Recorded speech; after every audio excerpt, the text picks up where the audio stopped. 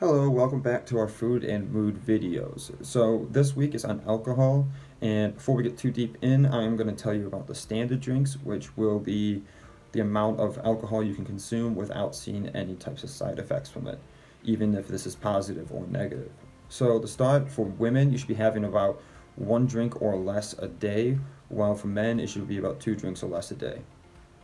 This can vary depending on what you're drinking and how much you'll be drinking in a time frame. So if you're drinking a beer out of like a 12-ounce can, it needs to stay around 5% alcohol. Any higher, you're going to want to be drinking less of that. For wine, you're going to want it between 5 the fluid ounces to 6 fluid ounces.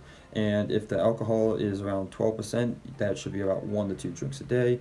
But if it is more than that, you're going to want to watch the amount you're drinking and how quickly. And lastly, for the harder liquor, if it is around 40% alcohol, you want to keep it about 1.5 fluid ounces. Before we get farther into this video and talk about the positive and negative effects, you're going to learn about the different studies that we have found.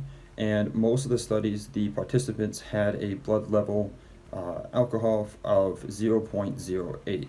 So keep that in mind so that you're not thinking that just one drink can cause these side effects. A study that we looked into showed that different moods before drinking can affect how you are during consumption of alcohol. If someone is happy with a stressor, they will enjoy their time compared to someone who is coping with a negative stressor.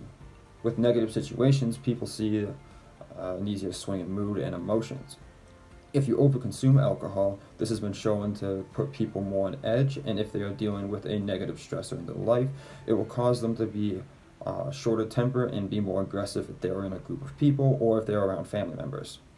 Another study that we looked at was how the mood can be affected by the environment you are in. If the room is seen as more natural social interaction, you are seen to be a more positive interaction with other people and you're bound to have a better time. But if the room is more tense and there is a higher stress of people in there, where there could be people yelling, there could be loud music, or there could be some people arguing, you're bound to see more negative effects of alcohol, which could be people getting in fights, you having a easier reaction to someone bumping into you and then getting into an argument. You just have to watch out with what kind of area you're in and the people that you are around. Also, in the same study, they have found that after you go over your daily standard amount of alcohol, you will have a drop in alertness. Now, this can be seen with people who are driving or people who are trying to react to something. So if you are trying to drive and you have already had more than 2 drinks, it is probably better to either get a cab or buy an Uber or have someone that is more responsible that hasn't had an alcohol drink throughout the day. It is always safe never to drive no matter how much alcohol you have, but it is said that if you have 1 drink, you should probably stay away from driving.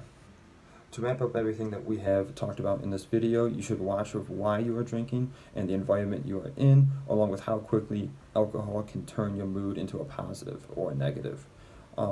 Drinking is not something that should be taken lightly, and it can affect your mood very quickly. Along with drinking should not be something that can hide a problem or a stressor.